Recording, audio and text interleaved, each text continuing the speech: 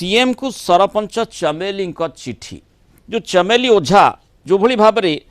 मुख्यमंत्री मोहन चरण माझी को जो चिठीटी लिखिं बर्तमान चर्चा भितर को आसी माने जदि आम देखा जो प्रसंगटी रही केन्द्रापड़ा तिखिरी पंचायत सरपंच होती चमेली ओझा ता सहित जो चिठीटी जदिओ से लिखिं किंतु ता पूर्वर जदि घटना उपर नजर पकेबा विशेषकर जो सीसीटीवी फुटेज जो समय रे से थाना रे अटक थिले से समय सीसीटीवी फुटेज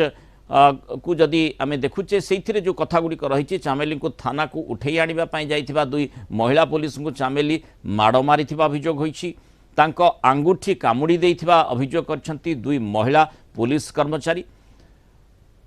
एवं महाकालपड़ा ब्लॉक रे चलथिबा गोटे प्रशासनिक बैठक रे भीतर को पसी बीडीओ को दुर्व्यवहार अभियोग रे चमेली को उठे निया जाइथिबा पुलिस कहिछि किंतु वर्तमान जो आम जो वीडियोटी देखुचे सीसीटीवी फुटेज रही चमेली अभियोग करछन्ते तांकु थाना को नेबा बाटरे तीन महिला पुलिस तांकु भीषण माड़ मारी गुरुतर अवस्था तांकु जिला मुख्य चिकित्सालय भर्ती करा जायछि केन्द्रापड़ा मेडिकल रे